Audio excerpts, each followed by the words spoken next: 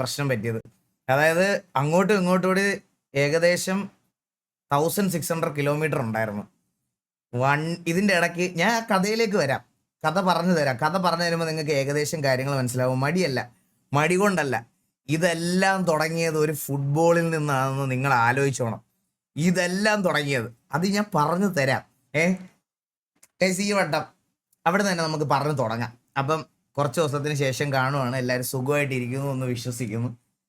നിങ്ങൾ ഈ വട്ടം എന്നോട് ഫുട്ബോൾ കാണാൻ പറഞ്ഞപ്പം ഞാൻ ഇരുന്ന് ആത്മാർത്ഥമായിട്ട് ഫുട്ബോൾ കണ്ട്, സത്യമായിട്ടും അത്യാവശ്യം ടീമുകളുടെ എല്ലാം ഫുട്ബോളൊക്കെ കണ്ട് ഇഷ്ടപ്പെട്ട് വന്നു. നമ്മളിങ്ങനെ ഓരോ ദിവസം ലൈവ് വരുമ്പോൾ നിങ്ങൾ ഓരോ ലെജൻസിനെ ഇങ്ങനെ കളിയാക്കുന്നത് ഇതൊക്കെ കണ്ടപ്പോൾ എനിക്ക് അവരുടെ ലാസ്റ്റ് മാച്ച് അല്ലേ, അവരോടായി എനിക്കിഷ്ടം. അങ്ങനെ നമ്മൾ പറയണ ഓരോരുത്തർ പുറത്തു പോയി തുടങ്ങി. മനസ്സിലായോ? ലാസ്റ്റ് മെസ്സി മാത്രമായിരുന്നു.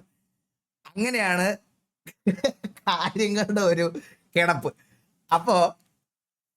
അപ്പൊ നമ്മൾ എന്ത് ചെയ്തെന്ന് വെച്ചാൽ, വില്ലംബ്രോടെ വീട്ടിൽ ചെന്ന സമയത്ത് അവസാനത്തെ ടീം എന്തായാലും അർജന്റീന ആയിരുന്നല്ലോ. അപ്പൊ പിന്നെ മെസ്സിയെ സപ്പോർട്ട് ചെയ്യാമെന്നുള്ള രീതിയിൽ ഞാൻ ഒരു അഹങ്കാരം, അന്നേരത്തെ ഒരു അഹങ്കാരത്തിന്റെ പുറത്ത് ആദ്യം ഒരു 10,000 രൂപ എലിയായിട്ട് ബെറ്റ് വെച്ച്.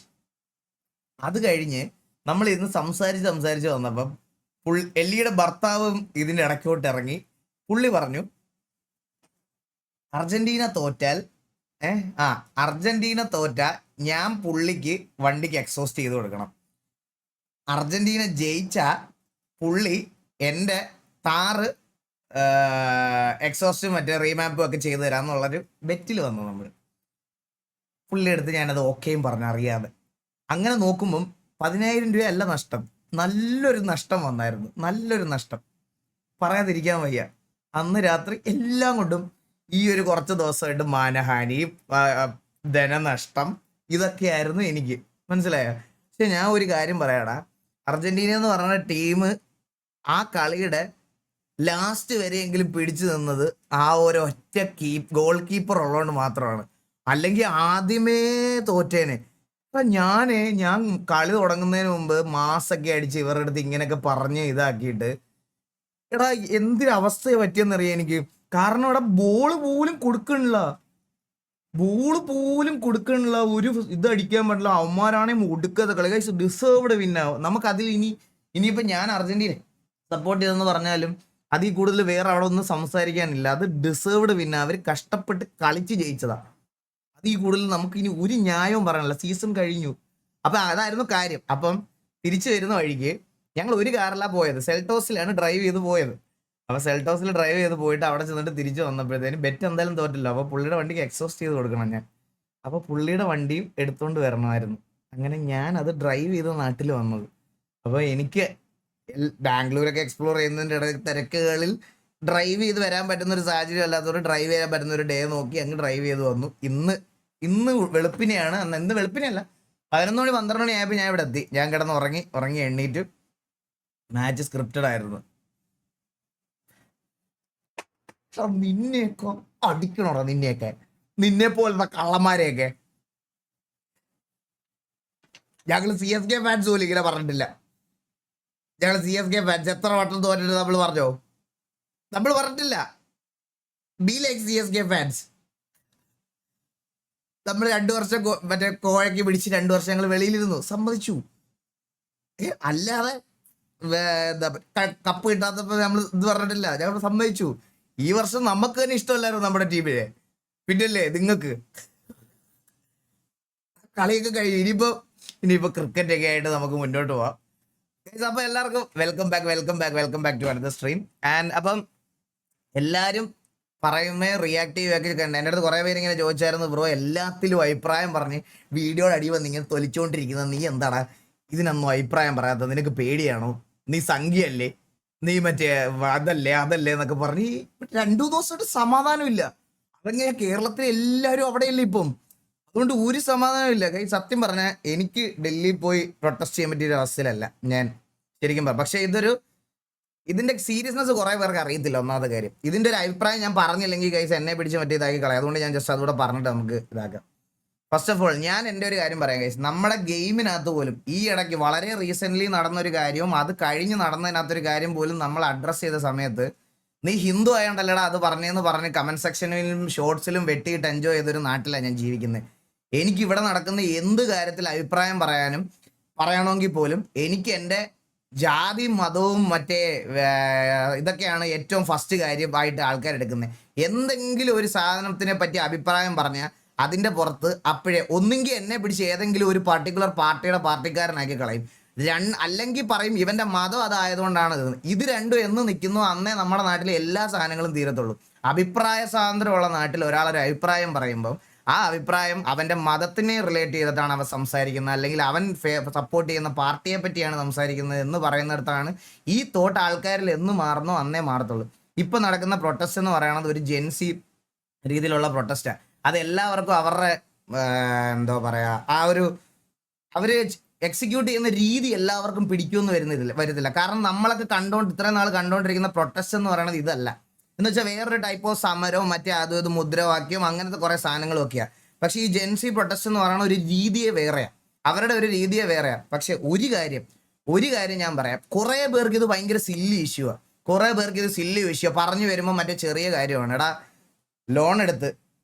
ലോൺ എടുത്ത് പഠിപ്പിക്കുന്ന അല്ലെങ്കിൽ കൊച്ചുങ്ങളെ എങ്ങനെ പഠിപ്പിക്കുമെന്ന് പറഞ്ഞ് പ്രവാസിയായിട്ടൊക്കെ വെളിയിൽ പോയി കിടക്കുന്നവർക്കും ഡെയിലി കൂലിപ്പണിക്ക് പോയി സേവ് ചെയ്ത് പഠിപ്പിക്കുന്നവർക്കും ഒക്കെ ഇത് വലിയ ഇഷ്യൂവാണ്. സത്യം പറയാൻ കഴിച്ചു, ഇതൊരു ചെറിയ പ്രശ്നമല്ല. അത് അവർക്ക് ഇതൊരു വലിയ പ്രശ്നമല്ല. ഞാൻ ഇതിന്റെ റിട്ടേൺ എങ്ങനെ, അതായത് ഇത് എങ്ങനെ സോൾവ് ചെയ്യാൻ വേണ്ടി മന്ത്രിയെ മാറ്റണം അതൊന്നും അല്ല ഞാൻ പറയുന്നത്. സൊല്യൂഷൻ കണ്ടുപിടിക്കണം. ഇതിനൊരു സൊല്യൂഷൻ വേണം, മനസ്സിലായോ? സൊല്യൂഷനാണ് വേണ്ടത്. അല്ലാതെ ഇവര് പറയണത് പോലെ മന്ത്രി മാറണം അല്ലെങ്കിൽ ഇത് മാറണം അത് മാറണം അതല്ല. അത് പറയുമ്പോൾ പറയും പാർട്ടിയോടുള്ള ടാർഗറ്റ് ആണെന്ന്. അതല്ല ഞാൻ പറയണം. ഇതിന് സൊല്യൂഷൻ കണ്ടുപിടിക്കണം. കാരണം കഷ്ടപ്പെട്ട് ഉറക്കം ഉളച്ച് കുത്തിയിരുന്ന് ഇതൊക്കെ അച്ചീവ് ചെയ്യാൻ വേണ്ടി പഠിക്കുന്ന ഒരുപാട് പിള്ളേർ നമ്മുടെ നാട്ടിലുണ്ട്.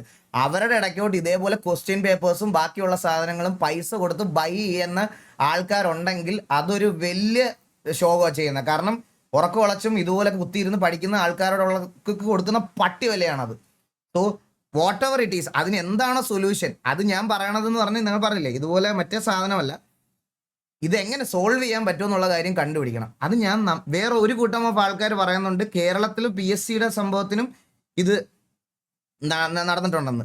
അത് നടന്നിട്ടുണ്ടെങ്കിൽ ഉറപ്പായിട്ടും അതിനും സപ്പോർട്ട് ചെയ്യണം നമ്മൾ. ഞാൻ ശരിക്കും പറഞ്ഞാൽ ഞാൻ ഇങ്ങനത്തെ നമ്മുടെ ലൈവിൽ നമ്മൾ പറഞ്ഞിട്ടുണ്ടായിരുന്ന കുറച്ച് കാര്യം എന്ന് പറഞ്ഞാൽ പാർട്ടി, റിലീജിയൻ ഇങ്ങനത്തെ അല്ലെങ്കിൽ ഇതുപോലത്തെയൊക്കെ സംഭവങ്ങളുടെ ഇൻവോൾവ്മെന്റ് ഉള്ള കാര്യങ്ങൾ ഡിസ്കസ് ചെയ്യാറില്ലെന്ന്. പക്ഷെ തുടക്കത്തിൽ നമ്മൾ ഡിസൈഡ് ചെയ്തിരുന്ന ഒരു സാധനമാണ് അത്, മനസ്സിലായോ? തുടക്കത്തിൽ നമ്മൾ പക്ഷെ പിന്നീട് അങ്ങോട്ട് വന്നപ്പോൾ നമ്മൾ ഇങ്ങനത്തെ സോഷ്യൽ കാര്യങ്ങളിലും ടെലഗ്രാം ഇഷ്യൂസിലും ഒക്കെ ഇടപെട്ടപ്പം ഒബ്വിയസ്ലി ഇങ്ങനത്തെ കാര്യങ്ങൾ വരുമ്പോൾ എനിക്കിപ്പം റിയാക്ട് ചെയ്തേ പറ്റൂ എന്നുള്ളൊരു സാഹചര്യത്തിലായി. അതുകൊണ്ടാണ് ഞാൻ ഇത് ഇത്രയും പറഞ്ഞത്. മെയിൻ ആയിട്ടുള്ള കാര്യം എന്ന് പറഞ്ഞാൽ ഗൈസ്, ഇത് നിങ്ങൾക്ക് നിങ്ങളുടേതായിട്ടുള്ള പ്രൊട്ടസ്റ്റ് രീതി, നിങ്ങൾക്ക് ഇതിനോടുള്ള ഒരു അഭിപ്രായം എങ്ങനെ, അത് സോഷ്യൽ മീഡിയ കൂടോ, നിങ്ങൾ വണ്ടി പിടിച്ച് ഡൽഹിയിലൊന്നും പോകണ്ട. ഇതിന് നിങ്ങൾക്ക് എന്തെങ്കിലും കാര്യങ്ങൾ പറയാനുണ്ടെങ്കിൽ do create relevant social media contents. അല്ലാതെ അവിടെ പോയി നിങ്ങൾ ഒരുങ്ങുന്നതും ഡേ ഇൻ മൈ ലൈഫും അതൊന്നും കാണിക്കേണ്ട. നിങ്ങൾക്ക് ഇതിനോടുള്ള നിങ്ങൾക്ക് നേരിട്ട് പോയി പ്രൊട്ടസ്റ്റിനകത്ത് പങ്കെടുക്കാൻ താല്പര്യം ഉണ്ടെങ്കിൽ യു ഗൈസ് ക്യാൻ ഗോ. ഒന്നുമില്ല, അതിലൊരു പ്രശ്നമില്ല. പക്ഷെ എല്ലാവരും അത് ചെയ്യണം എന്നില്ല. നമുക്ക് ഇപ്പം ഞാൻ എക്സാമ്പിൾ പറയാം. ഡിസബിലിറ്റി ഉള്ള ഒരു കുട്ടി ട്രാവൽ ചെയ്യാൻ പറ്റത്തില്ല, പക്ഷെ സ്റ്റുഡൻ്റ് ആണ്. പുള്ളിക്കാരുടെ പ്രൊട്ടസ്റ്റ് അറിയിക്കണം എന്നുണ്ടെങ്കിൽ അവിടെ നേരിട്ട് പോകേണ്ട ആവശ്യമുണ്ടോ? ലൈക്ക് അങ്ങനെ ട്രാവൽ ചെയ്യാൻ പറ്റാത്ത ഒരാളാണെന്ന് വിചാരിച്ചോ, പുള്ളിക്കാരിക്ക് ഒരു കോണ്ടന്റ് ചെയ്യാം, അല്ലെങ്കിൽ അതിനെപ്പറ്റി സംസാരിക്കാം, എന്ത് വേണേൽ ചെയ്യാം, മനസ്സിലായോ? ലൈക്ക് ഇതാണ് അതൊക്കെ ഇത് നിങ്ങളുടെ ഇഷ്ടമാണ് എങ്ങനെ ചെയ്യണം, ഏത് രീതിയിൽ ഇതിനെ എക്സ്പ്രസ് ചെയ്യണം എന്നുള്ള സാധനമാണ്. പക്ഷെ ഇതൊരു റെലവൻറ്റ് ടോപ്പിക്കാണ്, ഇതൊരു റെലവൻ്റ് ആയിട്ടുള്ള ഒരു പ്രശ്നമാണ്. ഇതിലേക്ക് പാർട്ടിയെ ഡ്രാഗ് ചെയ്യാൻ എനിക്ക് താല്പര്യമില്ല. പാർട്ടിയെ ഡ്രാഗ് ചെയ്യുന്ന താല്പര്യം എന്ന് പറഞ്ഞാൽ നമ്മൾ ഏതെങ്കിലും ഒരു പൊളിറ്റിക്കൽ പാർട്ടിയെ പറ്റി പറഞ്ഞാൽ എന്നെ അതിൻ്റെ ഓപ്പോസിറ്റ് നിൽക്കുന്ന പാർട്ടിയിലെ മെമ്പറാക്കി കളയും. അതേ എനിക്ക് പറയാനുള്ളൂ. അതുപോലെ ഇതിനകത്തോട്ട് ഗൈസ്, ഈ ഒരു ഇഷ്യൂവിനകത്തോട്ട് മതം വാരി എറിയാൻ വേണ്ടി നമ്മുടെ നാട്ടിലെ കുറേ അവന്മാർ ഭയങ്കരമായിട്ട് ട്രൈ ചെയ്യുന്നുണ്ട്.